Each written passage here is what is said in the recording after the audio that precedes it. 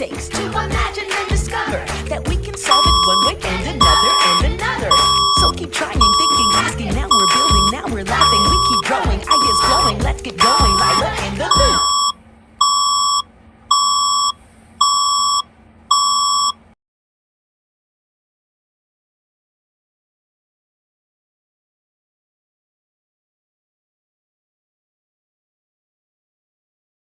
Palipad ng bubong walang pasok sa preschool, elementary at high school. Signal number 3. Dala nito ay matinding pinsala na kayang magpatawag ng sasakyang pandaga. Suspendido ang klase.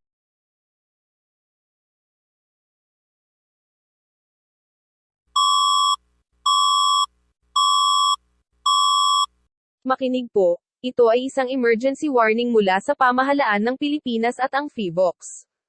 Tinataas ng PHIVOLCS ang Tsunami Alert Level 1 sa lalawigan ng Zamboanga del Norte, Zamboanga Sibugay, Zamboanga del Sur, Sulo, Jolo, Negros Oriental, at Negros Occidental.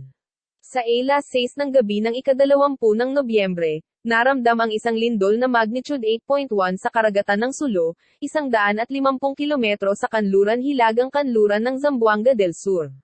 Pinapayo ng PHIVOLCS na lumikas agad sa pinakamataas na lugar na iyong maakyatan. Kung maari, kumuha ng mahalaga na gamit katulad ng pagkain, malinis na tubig, gamot, baterya, at isang radyo para masunod ang pinakamabago na impormasyon at payo ng pamahalaan, PHIVOLCS, at NDRRMC. Makikita ang buong listahan ng mga evacuation center sa phivolcs.dos.gov.ph. Manatiling nakatutok at ibuksan ang anumang SMS, internet, o broadcast device para sa pinakabago na impormasyon. Laging handa, laging ligtas. Ito ang emergency warning system ng Pilipinas.